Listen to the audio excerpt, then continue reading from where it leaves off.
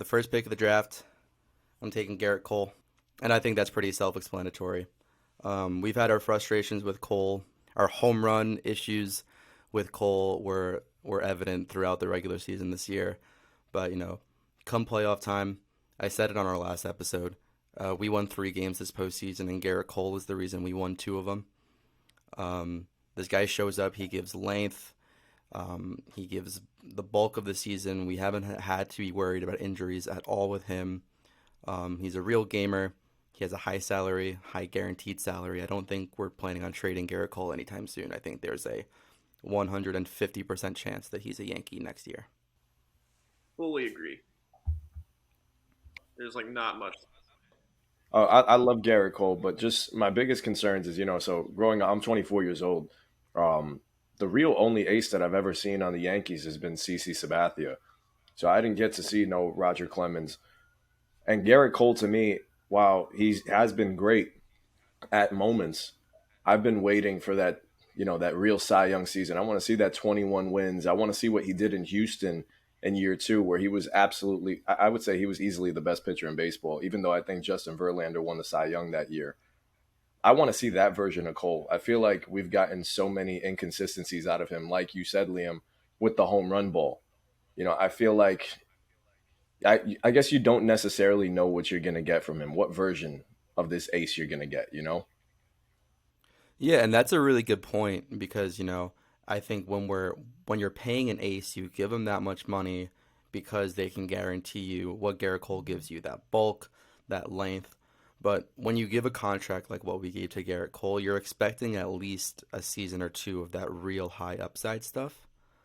And Garrett Cole has kind of yet to show us that. In 2019 in Houston, it was just dominance. It was scary. When Garrett Cole was on the mound, I feared facing against him with our Yankees lineup then. He doesn't give that fear factor necessarily. He kind of guarantees you a pretty solid outing.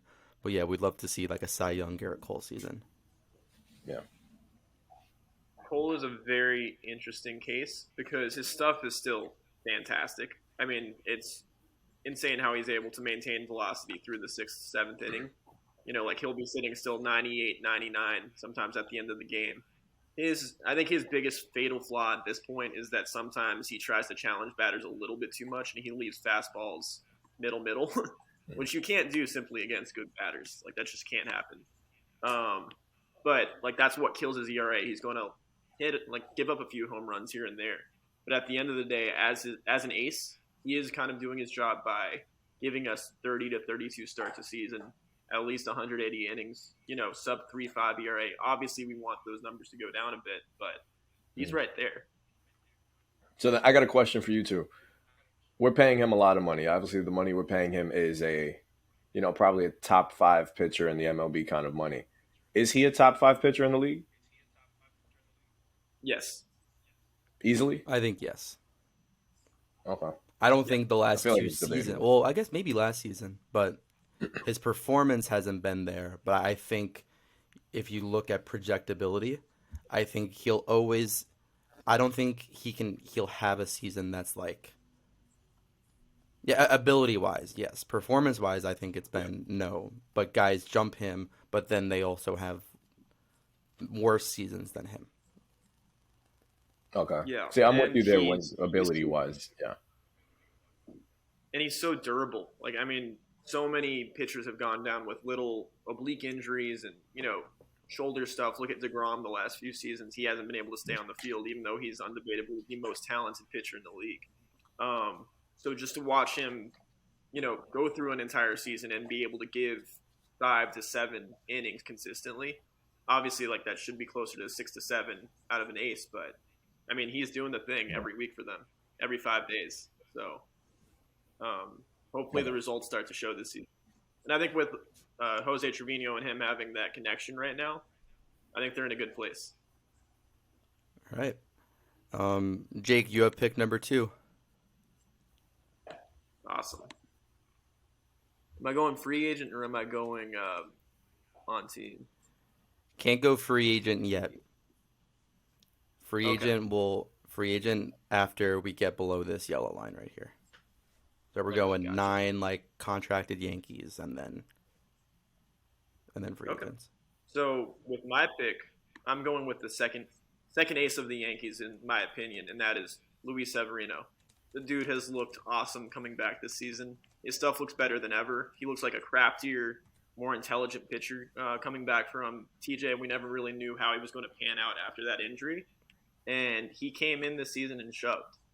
They put him on that extended 60-day IL for a while, and he came back better than ever because you could tell he was ready to go for a hot minute there. But he's got a 3-4 pitch mix that is devastating, and his fastball's got just as much life to it as Garrett Cole's. So yeah, he's my pick, I love Sevy so much, man. dude. He's so good. Like I've always said too, that he reminds me so much of Cole. Of Cole. Like in terms of stuff wise, of Garrett Cole. Like their stuff is very Mm. similar. And I thought like one of the benefits of bringing Cole onto the pitching staff in the first place would be to help kind of develop Sevy, and I think it has. Yeah, Sevy is special, man. That my favorite part of the Cashman Boone pressers was the one answer that Cashman gave was, "Are you going to opt in to Severino's team option?" And it was just yes, simple as that. He's been real solid for us. Yeah, I think that he is a dynamite pitcher. He is our number two. He's essentially our second ace at the moment. Pair him with Cole, and like you've got two power arms who are both able to be crafty and kind of beat you in different ways. I think he's only going to get better the more he pitches because he had 2 years of no activity due to all those injuries and then the COVID season. So he's hungry. He's ready to go. He's ready for a full 28 to 30 games to start next season, and we should all be excited about it. Yeah, a healthy Sevy is a 15 win, potentially 200 strikeout kind of guy. That like I told Jake before, the biggest concern with Sevy is just simply him staying healthy. Are we going to be able to get 25 plus starts out of him? I'd say 30 is a stretch because of his track history. So I'd be happy with 25. Yeah, I think 25 is that sweet spot. Yeah. Um, and even still, I think he can in 25 starts. I think he can give, like you said, J-Ray, like the 200K um, kind of pitcher. And one thing I really enjoyed watching from Sevi is he seems to have gotten a lot craftier. He's figured out how to play his emotions into his favor. I think there were times when he was younger, on the big stage where he would kind of get overwhelmed by the moment. But I think, especially you can see Trevino's impact in that too behind the plate. Um, that he's learned how to sequence a bit better. Not just to overpower guys, but to his pitch mix, and his approach to hitters has been really cool. It's been one of my favorite pitchers, um, in recent memory for the Yankees to watch, and I think he projects really well going forward. Had some concerns about injury. I hope it stays away, but Luis Severino at 15 million a year is a bargain for the Yankees.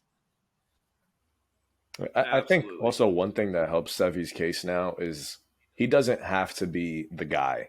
In 2017 and 2018, he was clear and obviously our best pitcher in the rotation. Now he has Cole and Cortez there. He doesn't have to, go out there with the game on the line. He can, he's the number three in my opinion. I think he's our number three. I think Cortez earned his spot as the number two pitcher on this team. And what a number three to have, because he has ace material. That's a good spot to be in. It's got that dog in him. All right, J-Ray, you got pick number three. Pick number three. Okay. All right. This guy that I'm about to pick, I've had a love hate relationship with him, but I'm gonna roll with him because he steps up when it matters most in the postseason. I'm gonna go with Giancarlo Stanton. I mean, when the guy first came in, nobody's handled New York better than him. He's taken the boos, he's understood them. Whenever he's playing poor, he takes accountability for it. But when he's hot, that guy is on fire. And he showed us in October that guy's ready to play. So I love Giancarlo Stanton, and he's not no longer just a DH to us anymore. Him being willing to play the outfield, and I feel like him playing the outfield, he's even said it helps him at the plate. So I love Big G. I think the contract when he first got traded to us is a little bit scary. It's what is this guy going to be at the tail end of it? But I feel like every single year he's a real Yankee. I think he wears the pinstripes well. He represents us pretty well. So I like Big G. Giancarlo's a guy who I've seen it a little bit more, who's come around in the heart of Yankees fans. I think if you're really in it with the team like we are, you're less likely to be reactionary about some of Giancarlo's stuff. No, ultimately, he gives great attitudes. He has a really professional approach, and the moment isn't too big for him. We can see that he can really play in New York. He is a high strikeout, high home run guy, um, and he's delivered on many occasions. And not last year down the stretch to get us into the postseason, he had some massive home runs. This year, he had a huge home run to send us to the ALCS. The 2020 year, Stanton went off in that postseason. I think he's shown that he's really there for the moment. He's going to have his stretches because he has an unorthodox approach and swing style where when he's not feeling it, he's going to be out. But, you know, all it takes is a little bit of spark under Stanton, and he can light ablaze any pitching staff, any team in MLB. He's the definition of a stone cold killer in the way that he just kind of carries himself. He's so stoic, but at the same time, you can tell that he's just ready to explode and be productive. He just wants to help the team. I think we saw that the best in the game that Judge hit his 60th home run, actually, where he was, 0 for 4, Liam, with 4 Ks to Looked start bad, the game. real bad. And looked terrible. And like we were even debating, should they take him out? Should they pinch hit him? I forgot what the bench looked like that day, but there were other options there. And they decided to roll it out with him in the 9th inning and bases loaded, and it's like, well, this is his shot. This is what he's good at. And what do you know? He just hits a bomb to left field. And that's what we've gotten so used to seeing from him. He handles the adversity like better than just about any other player I've seen in New York City do it. So this is a guy that I am more than happy to pay that money to for until 2027. In hindsight, it's not that bad of a contract compared to some of the current ones that are rolling out. Yep, till 2027 with a club option for 2028. So in 5 years from now, that'll be an interesting conversation with Stanton.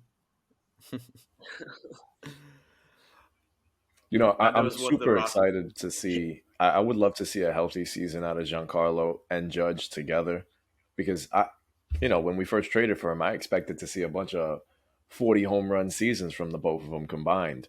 So I really hope that in 2023, if we re-sign Judge, my fingers are crossed on that one, that we finally get to see that version of them too.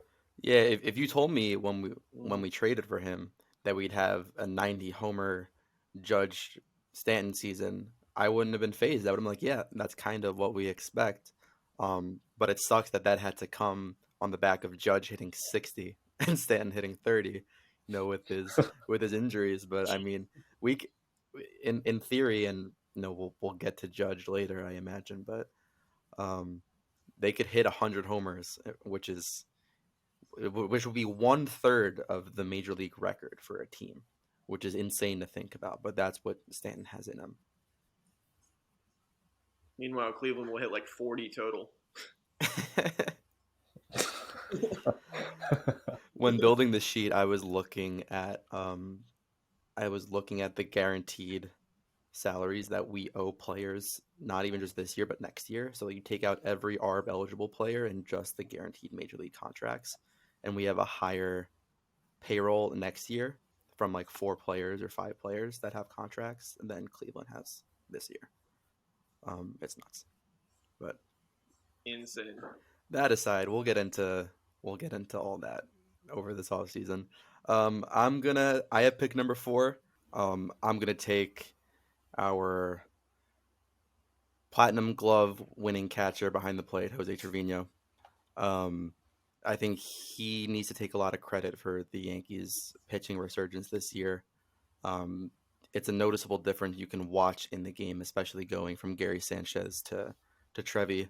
And Higgy's a plus defensive catcher, but Jose Trevino is something different. He also gave us a lot more than we could have expected offensively. you know, he won the Platinum Glove for a good reason. All the eye test, all the stats back up Trevino being the most impactful defender in the American League this year, and I don't think it's particularly close. We love his locker room presence. It comes out that he's a leader of this team, and I think he's back without a doubt. Yeah, no, I think he's back without a doubt too. I think it says a lot. I don't know if you guys saw what Jameson Tyone tweeted, but I'll read it for you guys. After Trevino got awarded the Platinum Glove Award, Tyone says, "Insanely well deserved, fun to watch, work so relentlessly this year. Thank you for all your hard work and next level preparation all season long. The big part is you made our jobs a heck of a lot easier." And that says a lot after a couple of years of us dealing with Gary Sanchez behind the dish. So instant impact with Trevi. I don't think any of us expected him to be an all-star, expect this kind of impact when we acquired him early in the season. I think, yeah, Trevi's definitely back, man. I think he's a Yankee through and through. His energy was, you could see it in the lineup. I remember he had a walk-off single one game, and just the energy around the guy, you could tell he's beloved among this team, and he's loved by the fan base too. Dude, he is so good. He, as a catcher, just watching the way that he frames pitches and just calls a game is amazing.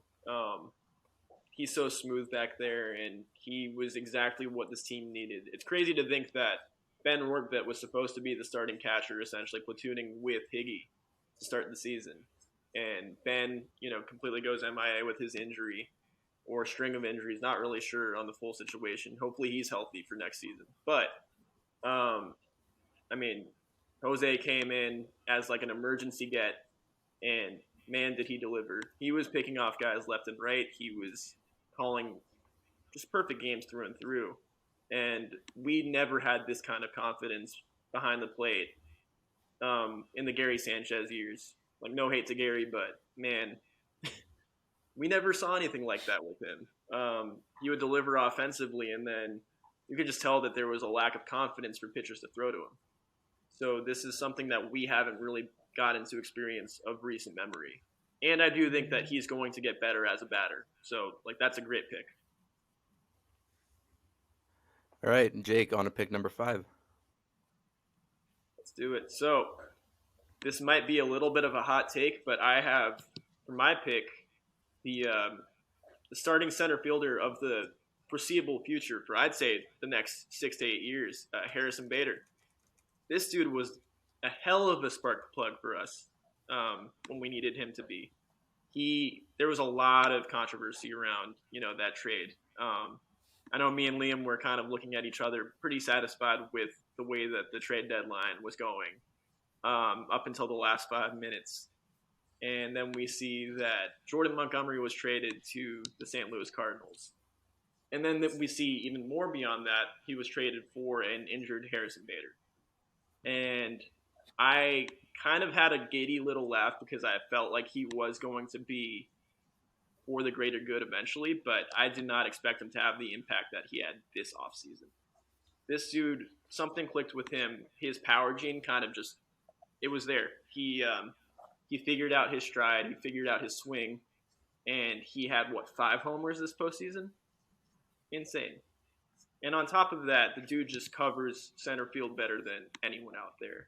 His reads on the base path is just remarkable. The way that he runs the bases, he has so much intensity, but at the same time, he's smart, and he really does kind of pay attention and lock in on all the little nuances that are going on in front of him.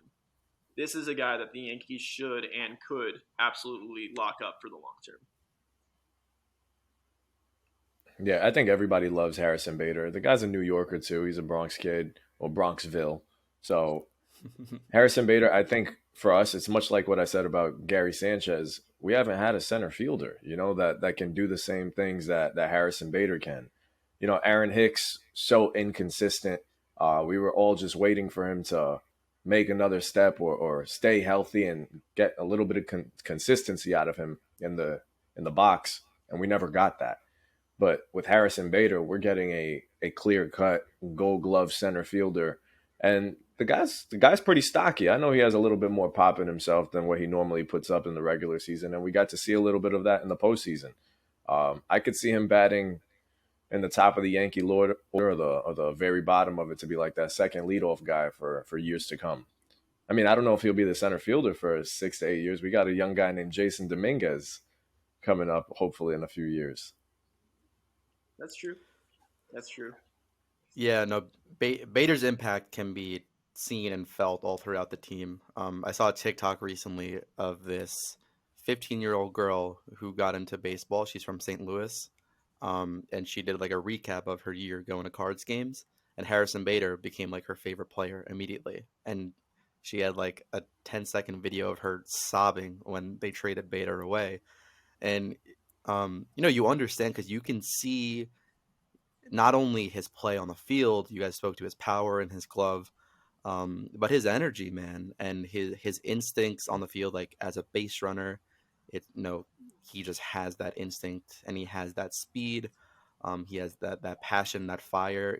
He really embraced the postseason moments. Like we had some massive home runs. J-Rey and I were getting looks from people on the security line at O'Hare Airport when Bader went deep in that Cleveland game. We're watching on our phones and we're giddy, jumping up and down as we're about to go through security. Um, and yeah, no, he brings some different energy to this team, and a great glove and an awesome bat who's serviceable at the top of the lineup. And if he's a bottom of the lineup piece, that's a complete Yankees lineup. Y'all are on a TSA list because of him. But I held back from yelling Bader bomb. That would have been pretty bad if I yelled that on the security line. Would have been a long day. On to number 6, J-Rey. All right, I'm up. Yep. Okay. All right. This guy is he's my favorite Yankee. My favorite Yankee in a very long time. I'm gonna go with DJ LeMahieu. I think we can all agree that he was probably the most missed bat on that postseason team this year. Not having him in that lineup, there's just so many holes. He is that one guy that you can always count on. I mean, I could take you guys all the way back to 2019, the home run he hit against Houston. There's nobody you want in the box when it matters most more than DJ LeMahieu. So not having him on the postseason roster was definitely a tough pill to swallow.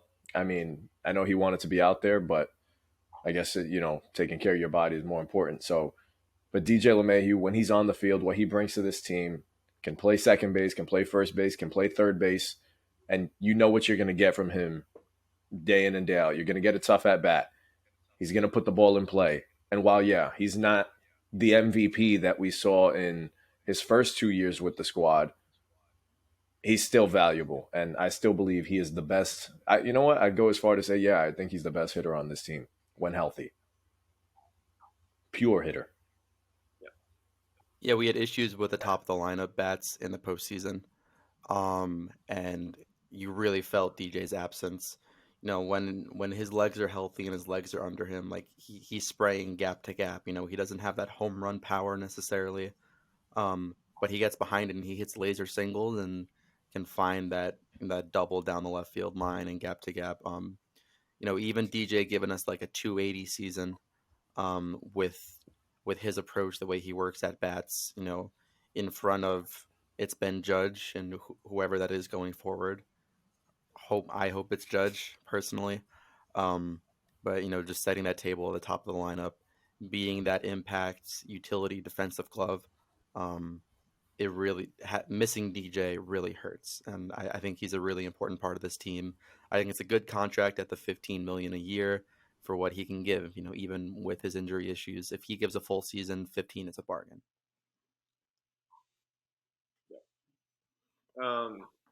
I've said it for a while, but DJ swing is the closest I've seen to Derek Jeter from this like modern era of baseball players. I love that inside out swing. He gets into his legs really well.